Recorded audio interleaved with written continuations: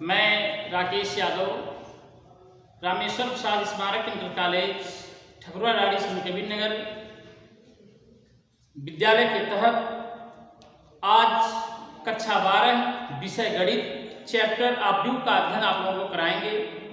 सबसे पहले हम देखते हैं ऑब्यूव किसे कहते हैं। ऑब्यूव, जिसको अंग्रेजी में हम मैट्रिक्स कहते हैं। सबसे पहले देखते हैं ऑब्यूव की परिभाषा, उसके बाद इसके प्रकार,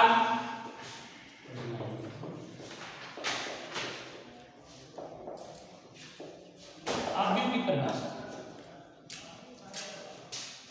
ऑब्यूव मैथमेटिक्स का एक ऐसा स्ट्रक्चर होता है, ऑब्यूव मैथमेटिक्स में एक ऐसा स्ट्रक्चर होता है जो m पंक्तियों और n स्तंभों के रूप में एक व्यवस्थित m पंक्तियां और n स्तंभों के रूप में। अब पंक्तियां क्या होती है, स्तंभ क्या होते हैं, थोड़ा बेसिक कॉन्सेप्ट देते हैं। पंक्तियां ये होती है, ये जो होती है इसे पंक्ति कहते हैं, अंग्रेजी में इसे रो कहते हैं। और ये जो व्यवस्था होती है इसे हम स्तंभ कहते हैं, इसे अंग्रेजी में कॉलम कहते हैं। इसको हम रो को, पंक्ति को कैपिटल R से प्रदर्शित करते हैं और जो स्तंभ होता है इसे हम कैपिटल C से प्रदर्शित करते हैं। तो परिभाषा सबसे पहले हम जाने, परिभाषा हमने बताया, थोड़ा सा रिपीट कर लेते हैं कि ऑब्यूव एक ऐसी व्यवस्था होती है, मैथमेटिक्स का एक ऐसा स्ट्रक्चर होता है जिसमें m पंक्तियां और n स्तंभों के रूप में वह व्यवस्थित होता है। अब इसका संकेत देखते हैं, संकेत क्या होता है। संकेत, सिंबल।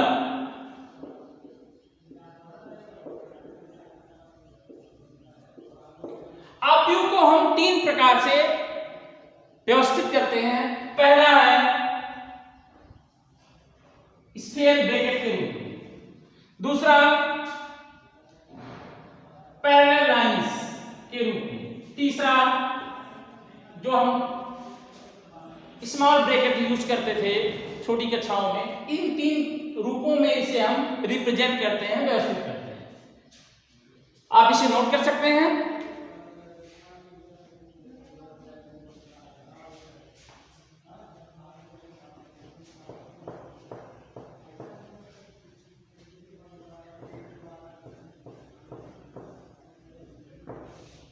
अब हम ऑब्यूव में कैसे इसका लिखते कैसे हैं, कैसे अवयवों के रूप में प्रदर्शित करते हैं, इसके बारे में हम देखेंगे। जैसे कोई ऑब्यूव है, कोई ऑब्यूव है, इसमें हम कुछ अवयव को लिख रहे हैं। जैसे 1 2 3 पंक्ति के रूप में लिख दिया, फिर 4 5 6। इसमें हम देखेंगे कि इसमें 2 पंक्तियां हैं, ये R1 है और ये R2 है। 2 पंक्तियां हैं और इसमें स्तंभ कितने हैं, 1 2 3। तो मैंने बताया था कि स्तंभ को हम C से प्रदर्शित करते हैं। तो पहले स्तंभ को C1, दूसरे स्तंभ को C2, तीसरे स्तंभ को C3।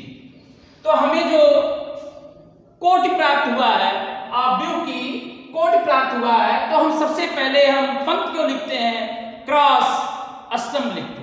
अर्थात हमें 2 पंक्ति मिली है, तो लिखेंगे 2 गुणे 3 स्तंभ, 1 2 3। तो हमें जो ऑब्यूव का कोटि प्राप्त हुआ है या order of matrix, order of matrix, यह जो प्राप्त हुआ है यह 2 गुणे 3। इसमें 2 पंक्ति हैं और 3 स्तंभ हैं। अगर हम इसमें ज्ञात करें कि इसमें अवयव कितने हैं, कंपोनेंट कितने हैं, तो number of component, number of component, तो 2 3 6, इसमें कुल 6 कंपोनेंट हैं। तो किसी भी ऑब्यूव की कोटि को प्रदर्शित करने के लिए हम सबसे पहले पंक्ति लिखते हैं, क्रॉस स्तंभ लिखते हैं। वो हमारा ऑर्डर होता है या कोटि होता है, और इसको हम 2 गुणे 3 ऑर्डर, 2 तिया 6, तो ये इसका अवयव है या कंपोनेंट। तो हम लोगों ने 3 कॉन्सेप्ट क्लियर किया। पहला कॉन्सेप्ट अवयव की परिभाषा, दूसरा कॉन्सेप्ट कि हम किसी भी अवयव की कोटि कैसे ज्ञात करेंगे, तीसरा कि इसमें अवयव कितने होंगे। अब अगर हम n अवयव इसमें लिखे हुए हों तब उसे कैसे प्रदर्शित करते हैं, इसको देखते हैं। तो मान लीजिए n अवयव इसमें हो, तो इसको हम कैसे लिखेंगे देखा जाए तो सबसे पहले लिखते कैसे कंपोनेंटों को, A11, A12, A13, इसको क्या पढ़ते हैं, पहली पंक्ति पहला स्तंभ, पहली पंक्ति दूसरा स्तंभ, पहली पंक्ति तीसरा स्तंभ। अगर इसे n टाइप में लिखना चाहें तो डैश डैश डैश A1n के रूप में लिख सकते हैं। इसके बाद A21, A22, A23 dot dot A2n, ऐसे करते करते हम लास्ट में ऐसे लिख सकते हैं AM1 dot dot dot AM2 dot dot dot AM3 और अंत में AM।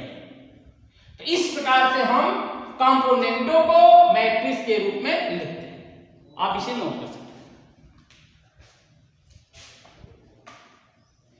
अगला जो प्रकरण है यह अवयवों के प्रकार, टाइप्स ऑफ मैट्रिक्स।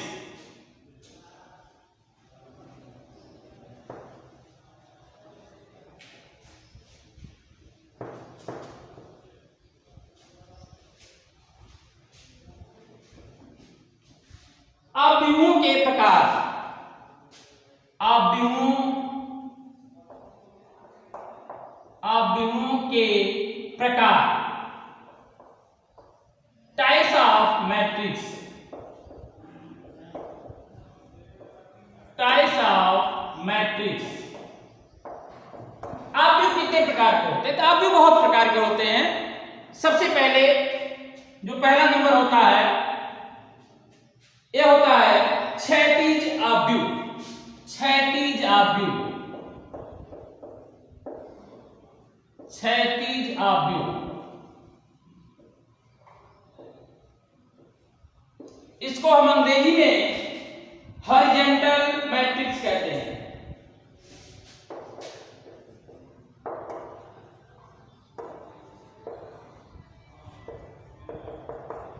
इसकी परिभाषा होती है जिस अवयव में पंक्तियों की संख्या स्तंभों की संख्या से कम हो उसे हम क्षैतिज अवयव कहते हैं। जिस अवयव में पंक्तियों की संख्या स्तंभों की संख्या से कम हो,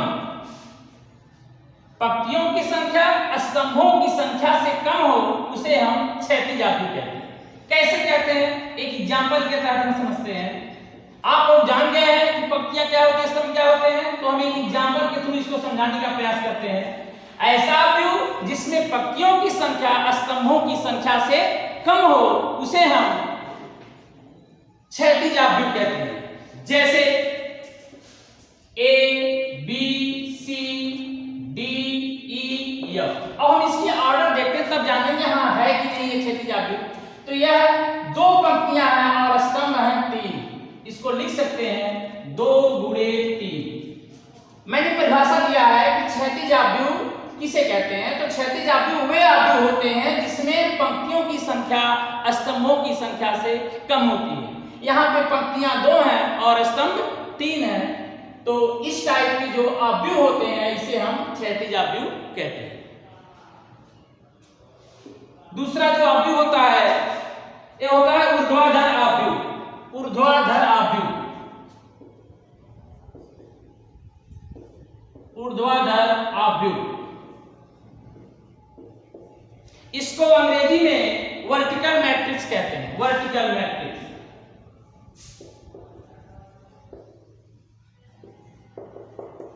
सेम इसकी परिभाषा है ऐसा अवयव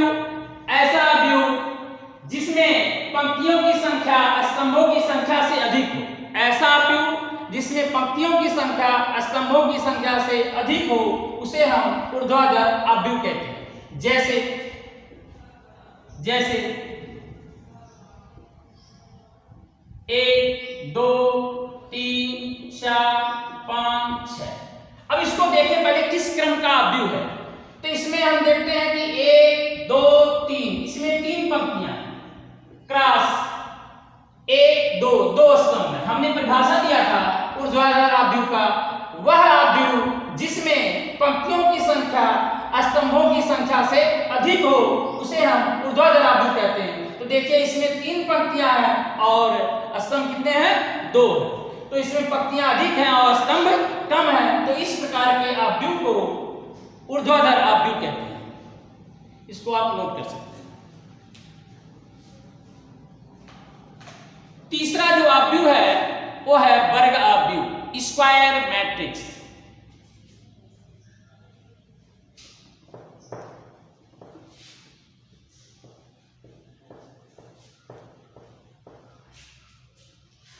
तीसरा प्रकार है वर्ग अवयव।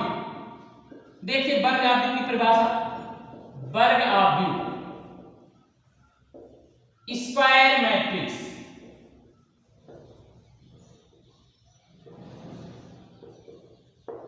इसकी परिभाषा देखते हैं। ऐसा अवयव जिसमें पंक्तियों की संख्या और स्तंभों की संख्या दोनों समान हो, दोनों बराबर हो, तो वह अवयव वर्ग अवयव कहलाता है। अर्थात जितनी पंक्तियां हो उतने स्तंभ हो, जितने रो हो उतने कॉलम हो। जैसे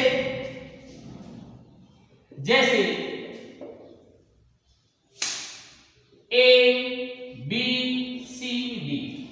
अब इसको ऑर्डर देखते हैं। देखिए इसमें 2 पंक्तियां हैं, 1 2 गुणे 2 स्तंभ है, 2 गुणे 2। और इसको हम ऐसे भी लिख सकते हैं 3 गुणे 3 के क्रम में,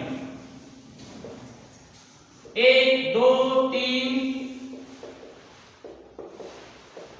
अब इसमें हम देखते हैं कितने पंक्ति हैं। तो 1 2 3 पंक्ति है और 1 2 3 स्तंभ। तो यह 3 गुणे 3 क्रम का अवयव है। ऐसे अवयव को हम वर्ग अवयव कहते हैं। तो तीसरा प्रकार हो गया, इसको आप नोट कर सकते हैं। जो चौथा प्रकार है यह होता है पंक्ति अवयव। यह होता है पंक्ति अवयव। चौथा प्रकार पंक्ति अवयव। इसकी अंग्रेजी होती है, जिसे जानते हैं आप, पंक्ति अंग्रेजी होती है रो।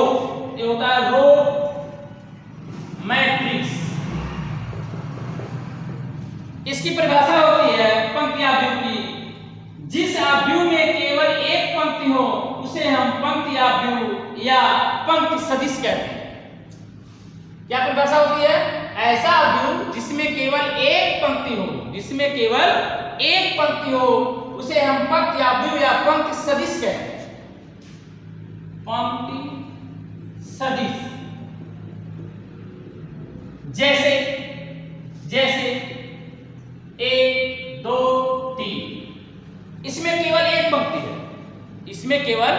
पंक्ति है और स्तंभ कितने हैं? 1 2 3। तो इसका ऑर्डर क्या हो गया? इसका ऑर्डर हो गया 1 गुणे 3। आपके दिमाग में कंफ्यूजन होगा कि इसमें हमने सिर्फ परिभाषा दिया है कि पंक्ति अवयव में केवल एक स्तंभ कितने भी हो चलेगा, लेकिन पंक्ति क्या हो? एक हो। तो ऐसे जो अवयव होते हैं इसे हम पंक्ति अवयव या पंक्ति सदिश कहते हैं। 1 गुणे 3, 1 गुणे 4, 1 गुणे 5, 1 गुणे 6, सब जो भी है ये क्या है? पंक्ति अवयव। इसको आप नोट कर सकते हैं।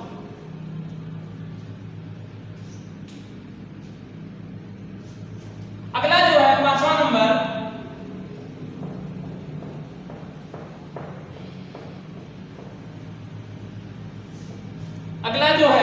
5वां नंबर, स्तंभ सदिश या स्तंभ अवयव। स्तंभ सदिश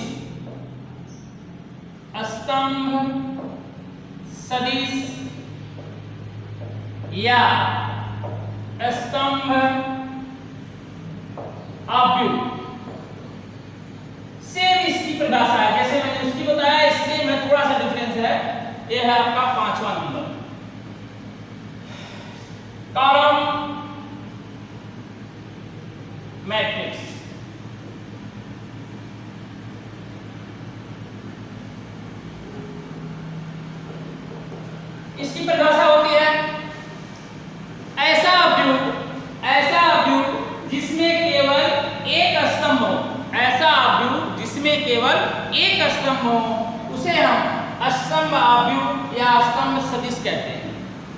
इसमें केवल एक स्तंभ हो उसे हम स्तंभ आव्यूह या स्तंभ मैट्रिक्स कहते हैं। इसकी अंग्रेजी होती है कॉलम वेक्टर। तो एग्जांपल देखते हैं। केवल एक स्तंभ होना चाहिए, केवल एक स्तंभ होना चाहिए। पंक्तियां कितनी भी हो चलेगा, लेकिन स्तंभ केवल एक हो तो ऐसे आव्यूह को हम स्तंभ आव्यूह या स्तंभ सदिश कहते हैं। जैसे A B C D। अब इसमें देखें कितनी पंक्तियां हैं, 1 2 3 4, 4 गुणे कितने स्तंभ है, 1। तो इस प्रकार के आव्यूह को हम स्तंभ आव्यूह कहते हैं। अगला नंबर 6वां जो है ये है शून्य या रिक्त सदिश।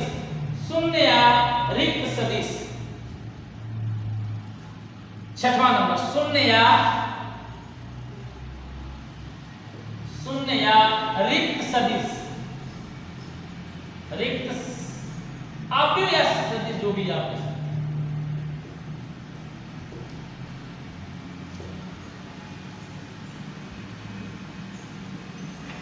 रिक्त आव्यूह। नल मैट्रिक्स, इसकी अंग्रेजी होती है नल मैट्रिक्स। इसकी परिभाषा क्या है, ऐसा आव्यूह जिसमें सभी अवयव शून्य हो। ऐसा आव्यूह जिसमें सभी अवयव शून्य हो उसे हम शून्य आव्यूह या रिक्त आव्यूह कहते हैं। जैसे अभी आपका 2 गुणे 2 क्रम का शून्य आव्यूह। तो मुझे उम्मीद है कि आपको एक परिभाषा समझ में आई होगी। अगला जो नंबर है 7वां है, यह है इकाई या तत्समक आव्यूह। इकाई या तत्समक आव्यूह 7वां नंबर।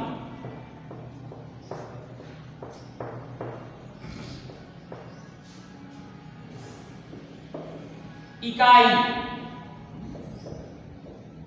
या तत्समक, इकाई या तत्समक आव्यूह। इसकी अंग्रेजी होती है आइडेंटिटी यूनिट और आइडेंटिटी मैट्रिक्स। जिस आव्यूह में मुख्य विकर्ण एक हो, जिस आव्यूह के अग्र या मुख्य विकर्ण एक हो और शेष अवयव शून्य हो, उस आव्यूह को हम इकाई या तत्समक आव्यूह कहते हैं। जैसे देखा जाए, जो मैंने परिभाषा बताया है कि जिस आव्यूह के अग्र या मुख्य विकर्ण एक हो। जैसे हम 3 गुणे 3 क्रम का हम एक आव्यूह लेते हैं, 1 0 0 0 1 0 0 0 1। इसमें ये जो है ये आपका मुख्य विकर्ण है, प्रिंसिपल डायगोनल। देखिए ये आपका मुख्य विकर्ण एक हो और शेष अवयव सभी शून्य हो। देखिए सारे अवयव क्या है, यहाँ पे शून्य है। तो ऐसे आव्यूह को इकाई या तत्समक आव्यूह कहते हैं। यूनिट या आइडेंटिटी मैट्रिक्स।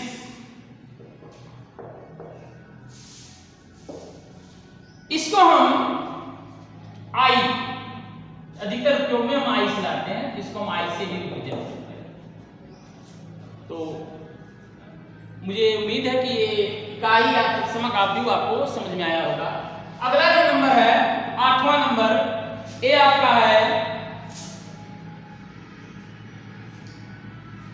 बस लगभग में यही है। मेन आपके जो सिलेबस एनसीईआरटी है इसमें मेन यही बताए जाते हैं, और तो बहुत होते हैं लेकिन मेन आपके कंटेंट में यही दिया गया है। तो मैंने सबसे पहले आज के लेक्चर में आव्यूह की परिभाषा बताया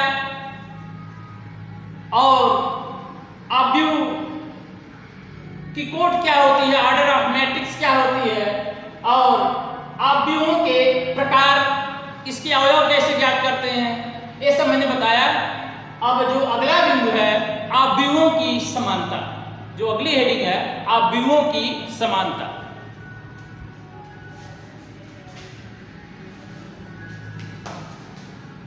इक्वलिटी ऑफ मैट्रिसेस, आव्यूहों की समानता, अगली जो हेडिंग।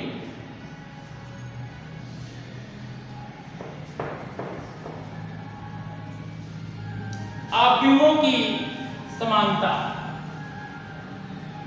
आव्यूहों की समानता। Equality of matrices.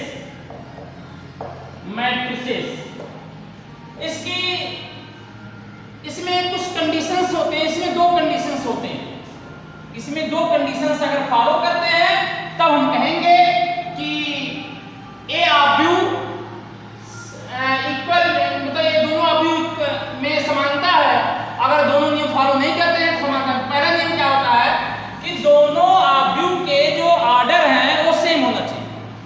दोनों आव्यूह के कोट क्या हो, सेम होना चाहिए। और इसके जो संगत अवयव हो वो समान।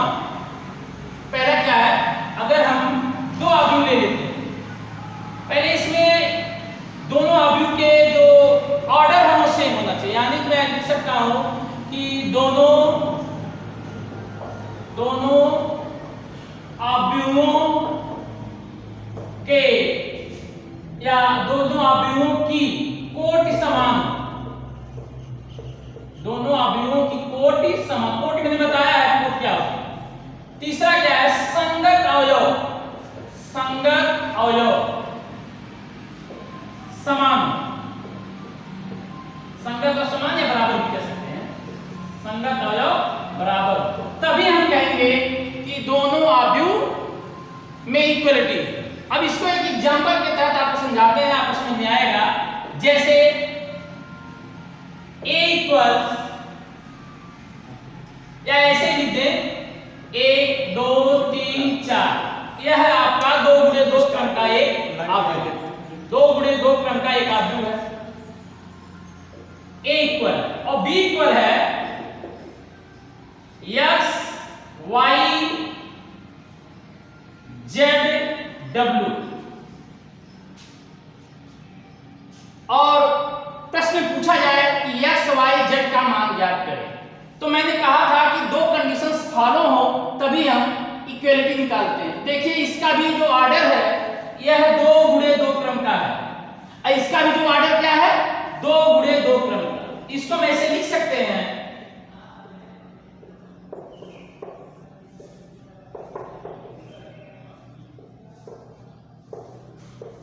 अब यहां से हम कंपैरिजन कर देंगे कंपोनेंटों का करेस्पॉन्डिंग कंपैरिजन। देखिए यहां पे a11 पोजीशन पे है, यहां भी a11 पोजीशन पे है, तो यहां लिखेंगे x इक्वल 1। पहला आंसर मिल गया, x इक्वल 1। दूसरा क्या है, देखिए यहां पे a12 पोजीशन पे है, यहां a12 पोजीशन पे है, तो लिखेंगे z इक्वल 2, z इक्वल 2। यहां पे a21 पोजीशन पे 3 है, यहां a21 पोजीशन पे y है, क्या लिखेंगे y इक्वल 3 या y बराबर 3। लास्ट में a22 पोजीशन पे 4 है और यहां पे a22 पोजीशन पे w है, तो लिखेंगे w बराबर 4। तो मुझे उम्मीद है कि इक्वलिटी ऑफ मैट्रिक्स समझ में आया होगा। धन्यवाद।